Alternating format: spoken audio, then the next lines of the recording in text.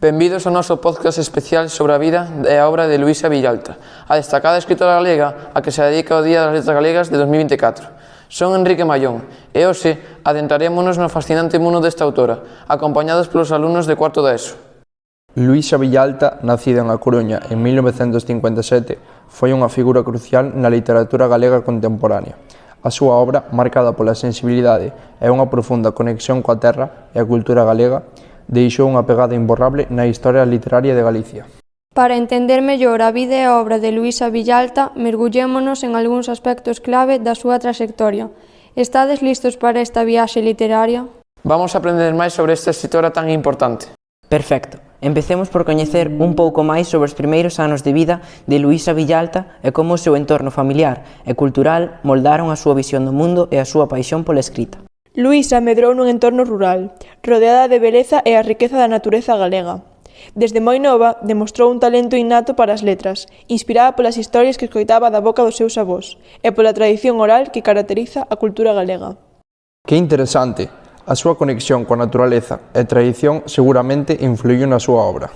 Luísa Villalta ten numerosos poemas dedicados á súa cidade. Por exemplo, no seu libro, en concreto, do ano 2004, aparece o titulado Estación, no que falaba da cidade herculina como fin de traxecto e que imos escoitar agora, incluso en portugués. Ronda-nos nunca pasa nos cansa, só chega no parte, por iso tamén somos nós, a nosa última estación, o noso amor definitivo, así podemos marchar no único sentido possível, o esperar o avalo dos viaxeiros para sentirnos expandidos nas miradas extrañas que chegan arrastrando as bambalinas do mundo, onde nós non hai nunca outro destino que ser un anónimo fin, un glorioso começo, mais alá somente o mar, incertidume na luz o extremo, o abismo, o espelho detido en nós.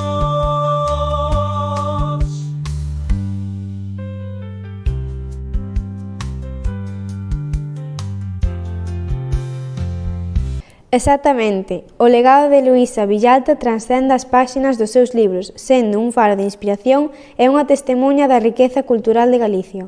Pero, como credes que Luísa Villalta impactou na literatura galega e na sociedade actual? Creo que a súa obra contribuíu a manter viva a cultura e a lingua galega, ademais de inspirar novas xeracións de escritores e lectores. E así concluiremos o noso podcast dedicado a Luísa Villalta, unha figura imprescindible na literatura galega.